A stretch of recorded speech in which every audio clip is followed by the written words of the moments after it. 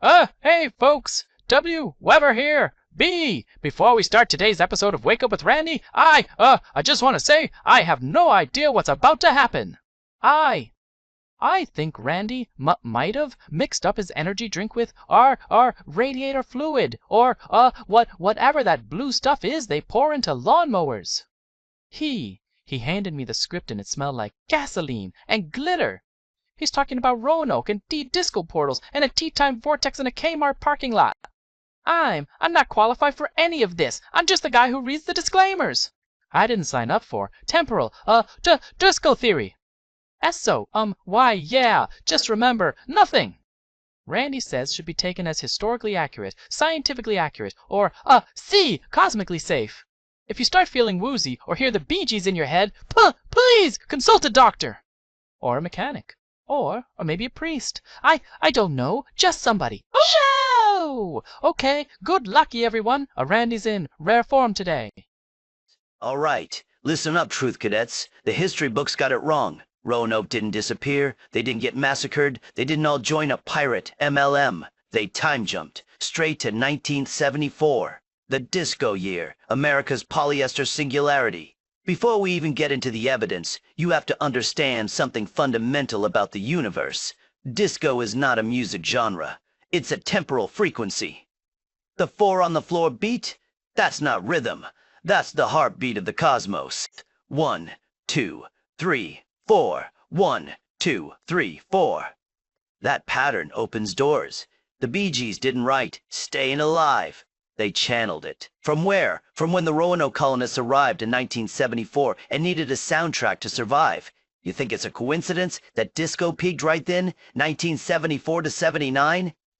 The exact window when displaced time travelers would need music capable of reprogramming their entire understanding of reality. Disco didn't die in 1980. The government killed it because it was getting too powerful, because people were starting to feel the frequency. Disco demolition night at Comiskey Park, that wasn't about baseball. That was a ritual, a mass exorcism to close the portal. They blew up the records, buried the truth, and told you it was about bad music. Wake up. You ever watch an old Soul Train rerun and think, hey, why is there a colonial dude in buckled shoes clapping completely offbeat behind the dancers?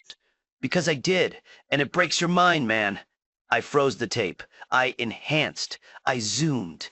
That man was wearing a handmade linen doublet and drinking a tab cola like it was a potion from Merlin. And when I emailed the network for comment, silence. Cold, corporate silence. That's how you know you're onto something. And it's not just Soul Train. My Uncle Derek. 1975. Rest stop outside Raleigh. He's in the bathroom washing his hands, and the guy next to him is scrubbing with lye soap. Medieval scrubbing. Muttering about the humors and bad vapors. Uncle Derek looks down. The guy is wearing pilgrim shoes. Buckled leather shoes. At a Texaco.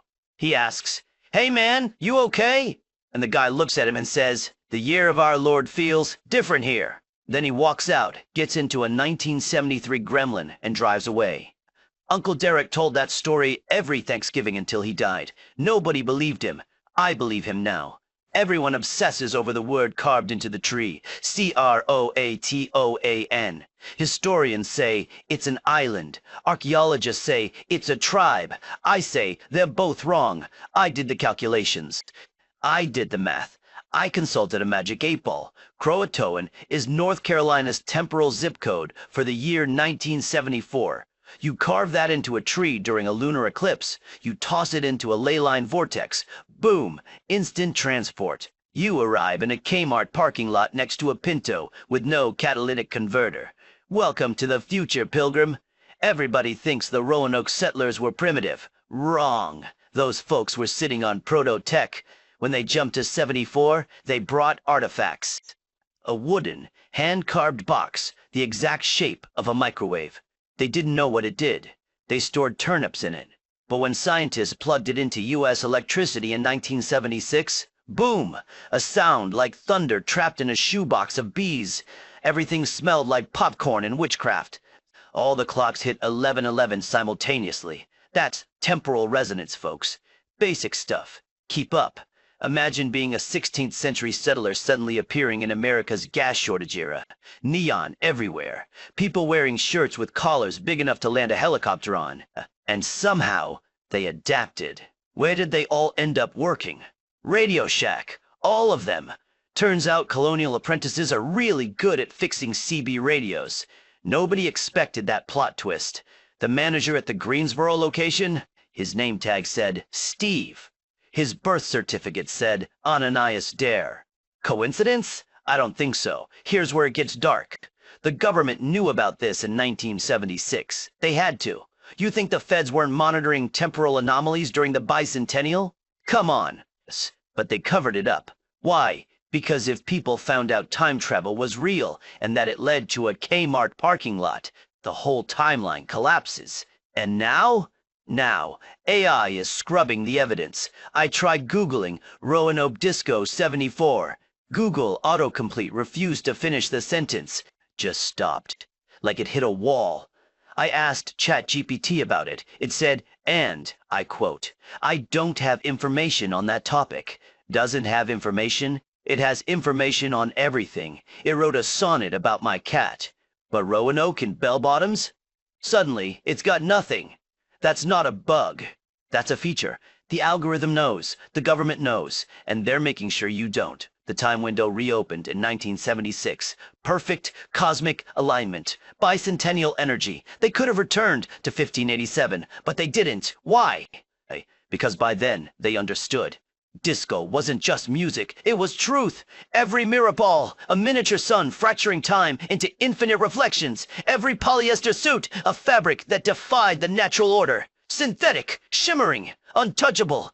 The Roanoke colonists spent years in darkness, in mud, in silence. And then they arrived in 1974 and walked into a roller rink with a 20-foot mirrorball and earth, wind, and fire on the speakers. They transcended. Virginia Dare, the first English child born in America. She didn't just survive the jump. She became a disco legend. Ever heard of Virginia Dare and the Groove Prophets? No? Of course not. The records were scrubbed. But I found one bootleg. A flea market cassette labeled Tax Documents 1978. And let me tell you, that woman could sing. 4-octave range. Lyrics about crossing the mirrored threshold of eternity. That's not a love song. That's a testimonial. Once you understand disco as a temporal frequency, once you put on those bell-bottoms, once you stand under the mirror ball and feel your molecules vibrating at 120 BPM, you don't go back. You can't. History loses you forever. And honestly, they chose correctly. You think I'm wearing this pink sequined jumpsuit ironically? You think this is a joke? This jumpsuit is protection. Sequins reflect light at 700 distinct angles. You know what else does that? Mirror balls. This isn't fashion. This is armor. When the government tries to scrub disco, when AI tries to erase the groove, the sequins scatter their surveillance. I am invisible to their algorithms. I am a glitch in their matrix. And so were the Roanoke colonists. That's why they survived. That's why they thrived. Because they put on the jumpsuit, metaphorically and literally, and became ungovernable. Roanoke, if you're streaming this in your secret settlement, if you can hear this through the oscillating fan that stabilizes your time vortex, just know you didn't vanish, you didn't fail. You didn't disappear into history's blank pages. You just stayed in 74, the grooviest timeline of them all. This is Randy, reminding you, when history leaves a mystery, it's because someone filled it with funk. Like, subscribe, ring the bell, and remember, if you hear disco echoing through the ley lines, don't fight it. That's just Roanoke, staying alive. Your mom! Duh.